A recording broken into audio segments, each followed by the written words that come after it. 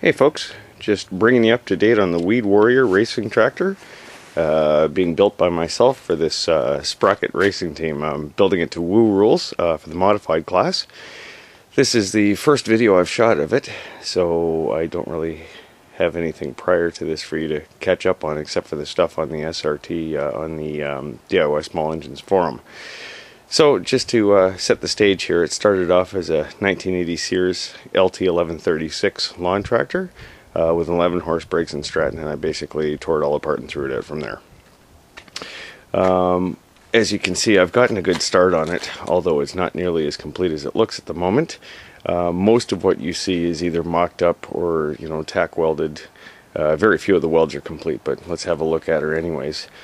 I did a little body work under the hood, or on the hood there, to clear the engine. I've got a Briggs & Stratton 18 horse opposed twin in there, and with the shrouding and the heads, it stuck out too much for that narrow hood, so I had to do a little mocked up body work. I'll fill that in later and make it look better. From the front end, she's got a nice low mean looking stance, which ain't too bad all things considered. I've never done this before, but what the heck, it's looking like something anyways. All of this being mocked up gives me a clearer picture of where I'm headed for this, or headed with this.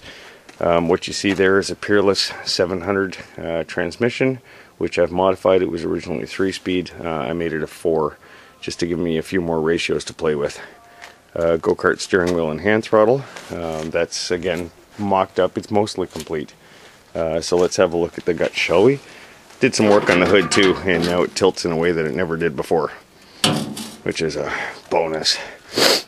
What we have there is the gas tank from a snowblower that I've modified and played with to fit. I've modified the cap to be a remote vent so that it won't slosh fuel all over itself when it gets bumpy. As you can see, the flywheel's off the engine right now because I'm doing some engine work and playing with some stuff on it. The seat, by the way, actually came out of a race car, and it had the side support and a high headrest, and I had to cut that down to size, and I haven't yet had a chance to deal with the upholstery. Just to give you a bit of a peek under the dashboard here, you can see that I've reinforced the hell out of the dash with some steel tube, and you can see the beginnings of the steering system there. I've cut down the universal joint from a Chevette, I think it is, steering column, to fit the 5/8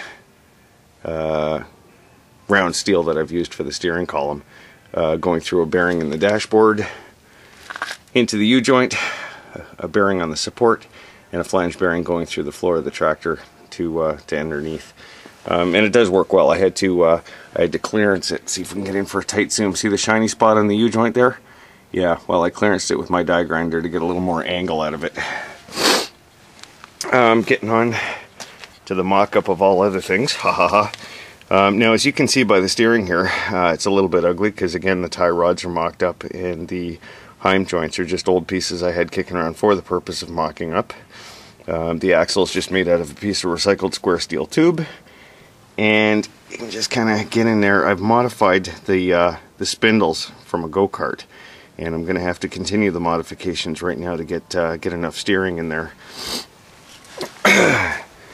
The brakes, I've got the brake pedal mocked up right here, control arm here which runs back. I've got the brakes from a 1983 750 Honda Interceptor. See if I can get the camera down there. You can just see the master cylinder down underneath here. I know it's a little bit dark, not much I can do about that right now. That's where I've got the master cylinder tucked in there underneath the fender. And if we can work our way around to the back of the machine, I'll see if I can get myself a bit of a better viewing angle underneath. There you go. You can just see the master cylinder from that Interceptor motorcycle. Or, I'm sorry, the caliper. It's a little cold out here. My lips are frozen. My brain is frozen. Zooming out a little bit here, you can see the 1¼ axle. You can see the brake rotor from a pit bike that I've modified to work. A temporary rear axle sprocket, a Princess Auto weld-on that I modified to be a bolt-on to that 1¼ split hub. And the 1¼ pillow block bearings that I'm using for the axle to roll on, as well as the axle supports. Again, there's a lot of it that's simply in a mock-up stage and still has to be adjusted, played with, altered. You can also see the seat pedestal that I made from the tubing that I stole from an old steel tube chair, and just cut and reshaped and resized and played with to fit. And that hose right in front of you is the master cylinder for the brakes, which is accessible above the fender pan. There's the cap right there. And that's basically the short version of where I'm at right now. I've got some pretty cool Turfmaster tires in the rear, 16 by 750 on 8, on 8-inch aluminum Douglas Junior Dragster rims. And on the front, I've got some 13-656 Turfmaster tires on 6-inch Douglas aluminum go-kart wheels with the hubs to go with it.